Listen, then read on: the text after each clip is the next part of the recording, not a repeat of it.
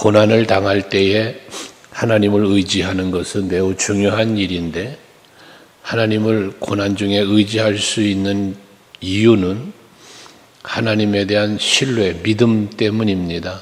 근데 그 믿음은 어떤 믿음일까? 하나님의 언약을 믿는 믿음이죠. 하나님께서 약속하신 것들을 믿는 거예요. 그것이 믿어져야만 힘들고 어려울 때 하나님을 찾게 되고 하나님께 기도하게 되어지는 것입니다. 오늘 이 시편 기자도 힘들고 어려운 상황을 만났을 때에 2절에 보면 옛적부터 얻으시고 속량하사 주의 기업의 지파로 삼으신 주의 회중을 기억하시며 라고 했고, 주께서 계시던 시온산도 생각하소서라고 말합니다. 하나님이 언약하여 택하시고 세운 백성들, 그리고 함께 하셨던 그 성소와 또한 그 언약들을 기억해 달라, 생각해 달라라고 기도를 시작하고 있다는 겁니다. 지금 상황은 대적들이 쳐들어와서 예루살렘 성을 지금 공격하고 있고, 그로 인해서 많은 성소들이 파괴되고 있는 것을 보여주고 있습니다. 그것을 바라보는 시편 기자는 안타까운 마음에 하나님의 성전이 파괴되고 대적들로 인하여 고통당하는 예루살렘 이스라엘 백성들의 고통을 하나님 앞에 호소하고 있다는 것입니다. 여기서 중요한 것은 뭐냐 하면, 이 고난당하고 있는 현실 속에서 고난당하고 있는 상황을 바라보면 두렵습니다. 괴롭습니다. 슬픕니다. 그러나 그러한 현실적인 상황만을 보는 것이 아니라 오직 시선을 하나님께로 돌릴 수 있는 것, 나의 시선이 무엇을 향하여 있느냐라는 거예요. 고난을 향하고 있고 문제를 향하고 있으면 그 마음에는 두려움과 근심과 낙담만 찾아오게 되어 있습니다. 하지만 나의 시선을 여호와께로 돌리면 그 모든 염려, 근심이, 모든 두려움들이, 문제가 사라지는 거예요. 오늘 시편 기자가 처음은 그 상황을 놓고 하나님 앞에 안타까운 마음과 참으로 낙심하는 마음으로 부르짖는 듯 하나, 그러나 9절 이후 10절 이후에 벌써 12절까지 이어지는 말씀 속에서는 하나님만이 이 상황에서 자기들을 지키시고 건져주실 분임을 믿는 믿음을 눈을 들어서 하나님을 바라보고 있다는 겁니다. 우리가 믿음으로 주를 바라본다는 표현을 많이 합니다. 믿음의 눈을 열어 주를 바라본다는 표현도 합니다. 매우 중요한 것입니다. 홍해바다를 건널 때에 홍해바다 앞에 있는 백성들은 바다만 보고 애굽에 쫓아오는 병사들만 보기 때문에 두려워했고 원망, 불평을 했습니다. 그러나 하나님을 바라보는 모세는 그들을 두려워한 것이 아니라 오히려 하나님 앞에 기도했고, 두려워 원망하는 백성들에게 너희는 가만히 있어 봐라. 하나님이 오늘 구원하시는 그 놀라운 역사를 한번 보기만 해라 라고 외칠 수 있었던 그 믿음의 눈, 그 마음, 오늘 예배하는 여러분들에게 있기를 원합니다. 볼 수 없을 때 문제가 생겨요. 두려워요. 그러나 하나님이 보이고 그를 믿음의 눈을 열어 바라보면 두려움은 사라져요. 그리고 마음에 평안이 옵니다. 소망이 찾아오는 것입니다. 그래서 11절에 말하기를 주께서 어찌하여 주의 손 곧 주의 오른손을 거두시나이까 주의 품에서 손을 빼내시어 그들을 멸하소서라고 기도하는 것은 하나님께서 손을 빼서, 그 손은 무슨 손이겠습니까? 능력의 손, 자비의 손입니다. 그 손을 꺼내어 일하시면 이 모든 대적자들은 물리쳐지고 멸망당할 것이고 평안이 찾아올 것에 대한 신뢰의 고백을 하고 있다는 겁니다. 그럼 이렇게 하나님을 믿는 이 시편 기자의 믿음의 고백이 12절 이하에 나오는 건데, 거기 보면 12절에 하나님은 예로부터 나의 왕이시라 사람에게 구원을 베푸셨나이다 라고 말합니다. 여호와 하나님은 나의 왕이시다. 예전부터 항상 나의 왕이었다는 거예요. 그 왕의 의미는 뭐라 그랬어요? 보호자, 통치자만이 아니라, 왕은 나라를 다스리는 권세만 있는 것이 아니라 백성들을 지키고 보호해야 할 의무가 있는 거잖아요. 하기 때문에 여기서 시편 기자가 하나님은 예로부터 나의 왕이다 라고 말하는 것은 보호자, 하나님은 나의 보호자로 나를 지키시는 분으로 믿고 있다는 거예요. 세상에 그 무엇도 바로 여호와 왕이신 여호와 하나님의 이 권능 앞에 대적할 자가 없다는 사실을 말하는 거예요. 그래서 사람에게 구원을 베푸셨나이다라고 말하는 겁니다. 여호와 하나님은 힘들고 어려운 상황에서 구원, 건지시는 거잖아요. 그러니까 나를 늘 건져주셨다는 거예요. 하기 때문에 여호와는 나의 왕으로 모시고 살았다는 고백을 하는 겁니다. 그러면서 13절 이하에 보면 하나님께서 하신 일에 대한 고백을 합니다. 거기 보면 주께서 주의 능력으로 바다를 나누시고 물 가운데 용들의 머리를 깨뜨리셨으며 라고 말하지 않습니까? 또 리워야단 머리를 부수시고 그것을 사막에 사는 자에게 음식물로 주셨으며 라고 말합니다. 그 이어지는 말들은 다 뭐냐면 하나님의 권능을 말씀하고 있는 거예요. 출애굽을 할 때 홍해 바다를 가르시고 요단을 가르셨고 반석에서 물을 내셨고 모든 악의 세력은 멸하셨고 이러한 일을 하나님께서 하셨음을 말씀하는 거죠. 그래서 15절도 주께서 바위를 쪼개어 큰 물을 내셨다라고 말하는 거예요. 이게 바로 목마른 백성들에게 반석에서 물을 내신 하나님의 놀라운 은혜를 말하는 거죠. 이만큼 하나님은 뭐에 주의 능력으로라는 말씀을 해요. 그러니까 여호와는 나의 왕이셨고 그 놀라운 능력으로 늘 지키셨고 백성들을 인도하신 것처럼 지금 이 어려운 상황에서도 하나님께서 일하여 주실 것을 믿고 기도하고 있다는 겁니다. 특별히 16절에 보면 낮도 주의 것이요 밤도 주의 것이라 주께서 빛과 해를 마련하셨으며 라고 말해요. 주야 밤낮을 주관없이 항상 하나님께서는 모든 것을 다스리며 섭리하시는 분으로서 어떠한 상황, 어떠한 환경에 있더라도 그것이 낮이었던 밤이었던 상관없이 하나님은 늘 이스라엘을 지키셨고 택한 자들을 도우셨던 하나님이심을 구원하신 하나님을 고백하고 있는 것이에요. 특별히 주께서 땅에 경계를 정하셨고 주께서 여름과 겨울을 만드셨다 해서 모든 자연 만물까지도 모든 삶의 터전도 전부 다 하나님의 섭리와 은혜 안에서 살 수 있도록 은혜 베푸신 분이 여호와 하나님이심을 고백한다는 것입니다.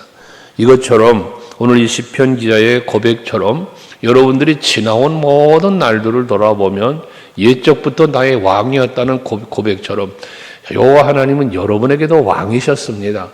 여러분에게도 하나님은 보호자였고요. 언제나 여러분들을 위하여 일하셨습니다.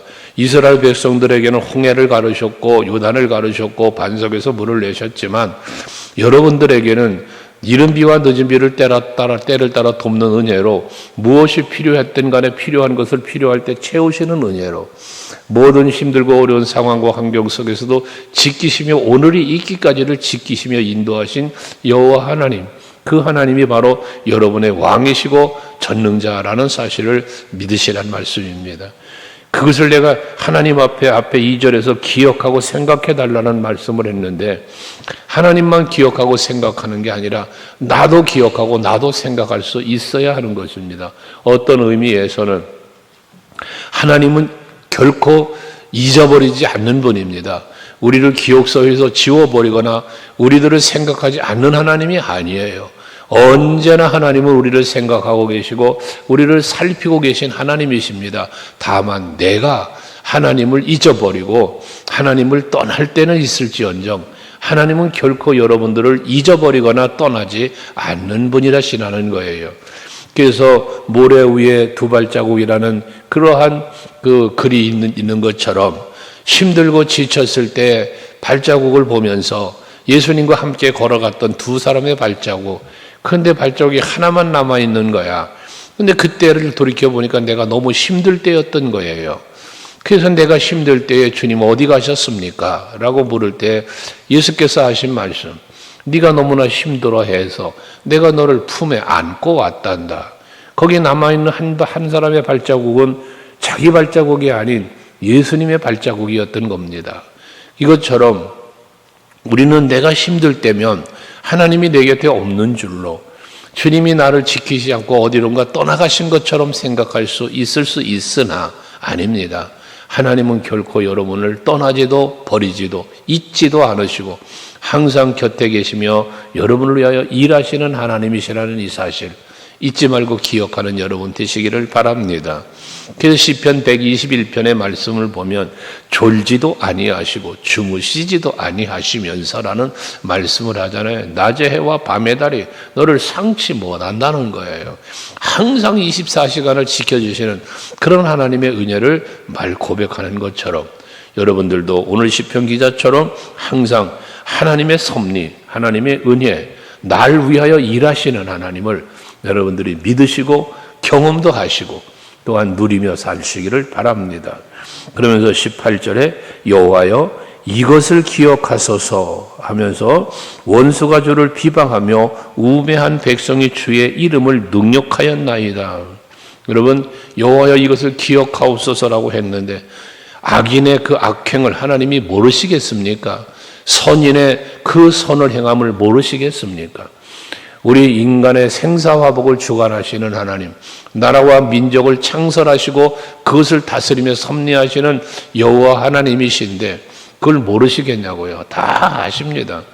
선은 선대로 악은 악대로 하나님은 다 아시는 거예요. 그래서 요한복음 5장 29절에서 예수 그리스도께서 마지막 부활하실 때 우리의 부활도 선을 행한 자에게는 그 생명의 부활로 일어나지만 악을 행한 자에게는 심판의 부활로 나오리라고 말하잖아요. 결과가 다른 거예요. 앞에서 우리가 시편 1편에서도 묵상한 것처럼 의인의 길은 하나님이 인정하시나 악인의 길은 망하리로다라고 말씀하시는 것은 그것은 뭘 말합니까? 의인과 악인의 길을 보고 계신다는 거예요. 알고 계신다는 것입니다. 우리의 마음과 생각까지도 감찰하시는 하나님이심을 성경은 말하지 않습니까? 이것처럼 여러분의 모든 것을 보고 계세요. 여러분에게 악을 행하는 그 악인들의 행동 다 보고 계십니다. 그에 합당한 하나님의 갚으심이 있습니다. 보응하심이 있습니다. 우린 이것을 믿지 않습니까? 믿기 때문에 우리는 하나님 앞에 부끄럽지 않게 살아야 되는 거예요. 하나님이 보시기에 합당한 모습으로 살려고 힘써야 되는 거예요. 왜? 그에 따른 보응이 있기 때문에 그런 것입니다. 악인의 행위, 저들이 주를 비방하고 우매한 백성 주의 이름을 능욕했대요. 지금 그들이 하는 일은 성소를 파괴하고 백성들을 괴롭히는 일인데 이것을 주를 비방하고 주를 모욕하는 것으로 능욕하는 것으로 시편 기자는 표현하고 있다는 것입니다. 결과적인 것은 하나님께서 이것을 기억하셔서 저들의 그 비방과 모욕과 능욕하는 이 모든 것들을 보응해 달라는 거죠. 그러면서 20절에 말하기를 그 언약을 눈여겨 보소서라고 말하고 있습니다. 언약을 돌아봐 달라는 거예요. 언약을 눈여겨 봐달라는 거예요. 하나님의 언약 있으시지 않습니까? 그 언약을 기억해 달라고 하는 거죠. 언약대로 해달라는 것입니다. 언약이 무엇입니까? 너희는 복의 근원이 될지라 아브라함에게 언약이고 또 다윗과 솔로몬에게 주어진 언약은 하나님의 백성에게는 하나님이 함께 하시면서 기근이나 재앙이나 전쟁이나 질병이나 어떠한 문제가 있을지라도 하나님께서 찾아와 기도하면 응답해 주실 것을 그 가운데도 지키시고 건져 주실 것을 약속한 언약 이거 기억해 달라는 거예요. 마치 여호사밧 왕이 모압과 암몬의 연합군이 쳐들어와 전쟁이 일어날 때에 주님께서 우리 조상들에게 약속했던 그 약속을 믿습니다. 하나님 도와달라고 기도했던 것처럼 오늘 시편 기자도 마찬가지입니다. 하나님의 언약을 눈여겨보시면서 기억하시고 그리고 도와달라는 것이죠. 그러면 21절은 학대받는 자가 부끄러이 돌아가게 하지 마시고 가난한 자와 궁핍한 자가 주의 이름을 찬송하게 하소서 했어요. 고난당하는 자예요. 여기 보면 학대받는 자라고 그랬고요. 가난한 자와 궁핍한 자 다 이 대적들로 인하여 고난을 당하는 사람들이에요.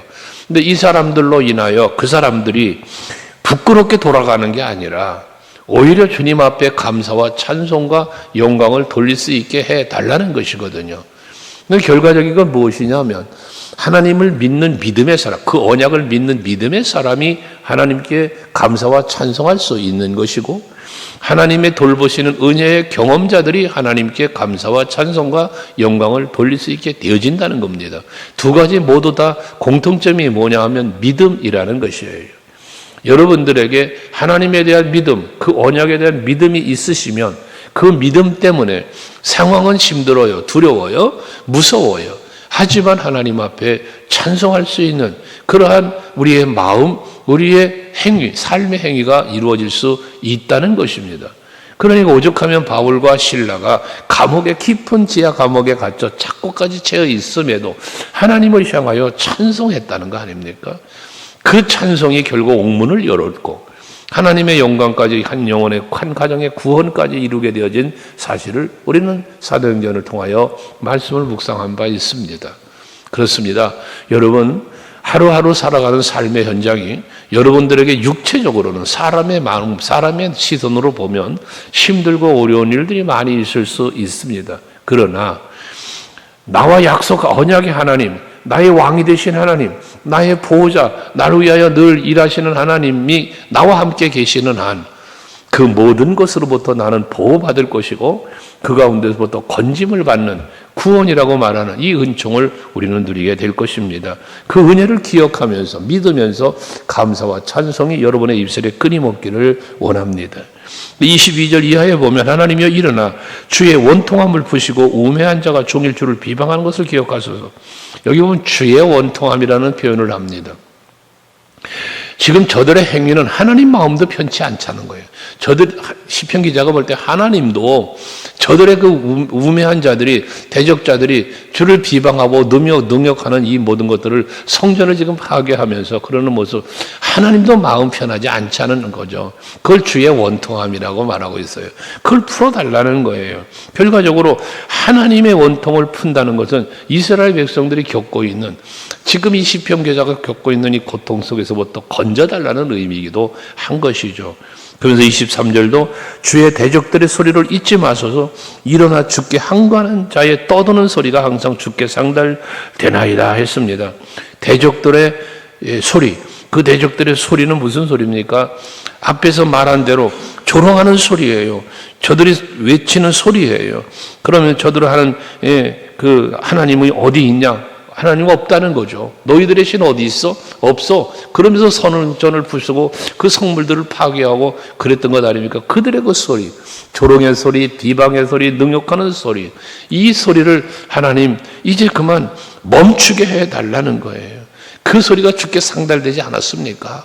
하나님께서 다 저들의 소리를 우리 백성들만 듣는 게 아니라 하나님도 들으셨지 않았습니까? 하니 저들에게 그에 합당한 보응을 해달라고 기도하고 있는 것입니다. 여러분, 여러분들의 생각도 아시고 여러분의 입술의 말도 듣고 계신 하나님, 악인의 생각과 그의 말과 행동도 듣고 보고 계신 하나님, 반드시 중요한 것은 그 가운데서 계신 하나님께서 악인에게는 멸망으로, 의인에게는 은혜와 복으로 채워주시는 줄로 여러분은 믿으시고 오늘도 하루를 사심에 믿음으로 사는 길, 의인의 길을 걸으며 살아가는 여러분들이 되셔서 하나님이 베푸신 은혜와 복을 다 받아 누리시는 여러분 모두가 되시기를 바랍니다. 기도하겠습니다.